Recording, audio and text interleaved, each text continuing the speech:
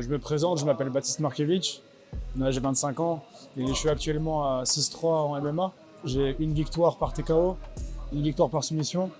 Le reste, c'est des décisions unanimes et après des défaites par décision, dont une décision partagée. Donc aujourd'hui, on est à Capelle-la-Grande. Donc voilà, c'est le nom du club, c'est le club de la ville. Alors ici, j'ai mon ami Loïc Lestré qui est coach et qui a quelques élèves, dont un qui combat à la même date que moi le 1er février à l'Ultimate Cage, donc Mikhail, avec qui je suis venu tourner. Donc voilà, on est venu tourner sous l'œil avisé de Raphaël Tronchet, du coup, qui me supervise. Voilà, l'image d'un head coach. Donc, parce qu'il faut savoir que je m'entraîne à l'AFC aussi à côté. Et voilà, je suis venu rechercher un petit peu l'inconfort de se retrouver avec quelqu'un que je connais pas, enfin que je connais peu. Mikhail, je tourne pas suffisamment assez avec lui pour le connaître. Et donc ça me permet d'être dans la recherche de l'adaptabilité. Ok, tu dégâts, pas de plein fouet, plein terre, etc. Tu dévis, pas de puissance. Toi, tu dévis. Sois intelligent, bam bam bam, s'il faut ramener, je ramène. Là, c'est bien, tu as ton sol. Mais toi, il n'y a pas d'attente. Tu dévis, je veux du débit, je veux des coups. Pas de te mettre des coups forts. Je veux pas un coup toutes les 5 minutes. Il doit y avoir du débit, tout le temps. Ce que tu fais pas à l'entraînement, tu ne feras jamais au combat. Allez, time, c'est parti. Tout de suite. Ouais. Ouais, voilà Bichou. Franchement, voilà Bichou. Continue. Voilà. Voilà, lâche rien. Ouais. Voilà, super. Continue Bichou. Carré. Ouais. Voilà.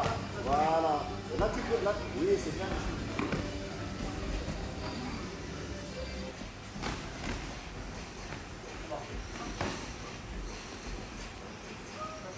Voilà, Michou, super. Voilà, ramène, Michou, ramène. Ramène, Michou. Voilà, là, t'es bien, là. Voilà, prends ton temps. Et voilà, super. Allez, défends, Baptiste. Passe le crochet, Michou. Reste pas là. Oui. Ouais, voilà, Michou, ramène encore. Voilà, Baptiste. Contrôle les jambes. Voilà, Michou, tes dégâts. Voilà, repars à 4 pattes, Baptiste. Mets son bras sous ton aisselle. Voilà, tourne, continue de tourner Baptiste, continue de tourner, time. C'est bien. Ça fait un certain temps que je suis en amateur, très longtemps.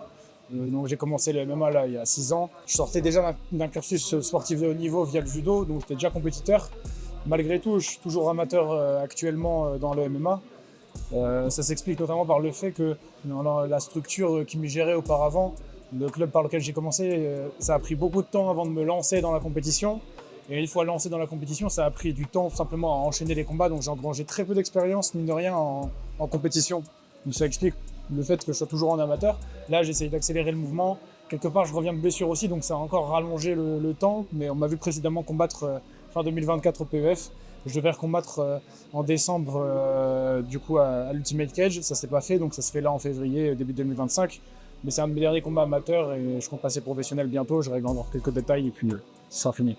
Alors oui, c'est vrai que la vie de combattant, elle est pas facile. C'est beaucoup de sacrifices, notamment quand on est amateur, parce qu'on vit dans l'espoir de passer professionnel. Et donc, par définition, on n'est pas payé, mis à part quelques exceptions, comme on peut le voir en ce moment. Voilà, il y a des amateurs qui sont très médiatisés, très exposés. C'est normal qu'ils en soient rétribués. Néanmoins, c'est pas le cas de l'écrasante majorité. Et aujourd'hui, c'est déjà même pour les professionnels très dur de gagner de l'argent convenablement, à hauteur déjà de ce qu'il faut investir pour avoir un bon niveau sportif et une bonne hygiène de vie. Donc en tant qu'amateur, on se doute bien que c'est encore pire. Donc on a des sacrifices en tout genre, que ce soit financier, que ce soit sur le temps libre. Il y a énormément de plaisir et de sorties qu'on se refuse, ce qui est normal, hein, parce qu'on a une éthique de travail qu'on est obligé de s'imposer, parce que c'est ton intégrité physique qui est jouée automatiquement dans la cage. C'est pas comme perdre une course, là on peut perdre beaucoup plus. Donc voilà, on est obligé de s'imposer tout un tas de règles, que ce soit pour perdre le poids, parce qu'aujourd'hui même les amateurs cut, que ce soit du coup pour être à un niveau suffisamment élevé pour se préserver physiquement, et à côté pour pouvoir engranger une expérience continue tout au long de notre évolution. Et ben voilà, on doit être assidu tous les jours, pas avoir d'écart dans notre hygiène de vie pour être performant tous les jours à l'entraînement et pas être ralenti bêtement par nos propres erreurs, quoi. C'est pour ça que je te dis ramène la tête. Ramène bien comme il fait ce qu'il fait. Ramène bien collé. Contre la terre comme tu étais sur mes choses. Et quand tu ceintures. Comme ça je t'ai dit pas mets ton mollet. Ton petit bien sur mes mollets. Parce que regarde si tu le mets pas. Genre moi tous mes gars, là, le premier réflexe qu'ils ont maintenant c'est bon il y a encore. C'est le gars là. Tu vois là, t'as de la pression. Je vais pas pouvoir partir en fait. Juste le petit. Hop. Là, il y a un pesé. Là, comme ça, là, tu peux le retourner collé. Tu viens, regarde, tu vois mon poids sur toi. Tu vois, je dois mettre mon poids. Ça fait 2 fois sur moi. Collé. Bien collé. La masse sur l'aile.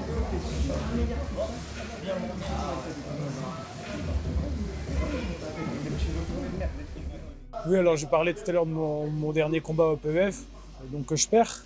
Malheureusement, comment est-ce que je me suis senti? Ça a été ma première expérience avec un public conséquent dans un show avec des caméras d'RMC Sport notamment.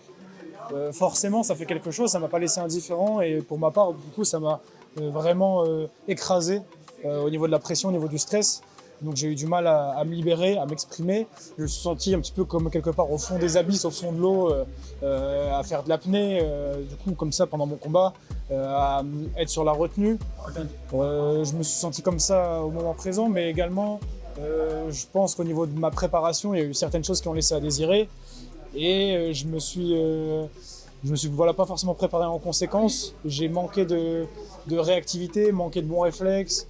J'ai su proposer de belles choses, mais il y a eu énormément de temps de latence au niveau de certaines défenses de lutte, etc. Et qui sont dues au fait que j'ai pas forcément eu la préparation la plus adéquate possible pour l'adversaire précédent. Donc voilà, tous les détails jouent, même à ce niveau-là.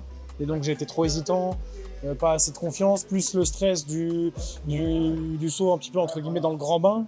Ben, ça m'a beaucoup perturbé et j'ai pas su briller à ma juste valeur. Maintenant, j'ai fait énormément de travail depuis sur le point de vue mental, technique et physique. Donc j'ai hâte de montrer l'évolution, d'une part pour moi, mais aussi pour tous ceux qui me suivent.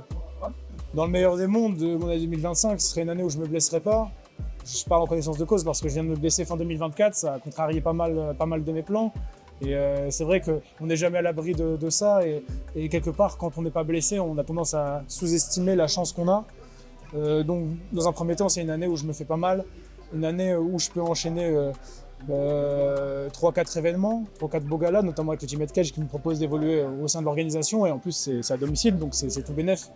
L'idéal, ça serait une année où je passe en pro, où j'ai super bien évolué grâce à tous les collègues de la Team AFC, les coachs et Raphaël, voilà, qui m'aident. Et j'ai bon espoir, là, si ça continue comme c'est en train de continuer maintenant, d'évoluer pour pouvoir me sentir à l'aise et commencer à faire mes débuts en pro parce qu'il est temps. Tout d'abord, merci beaucoup parce que, comme j'ai dit, c'est très dur.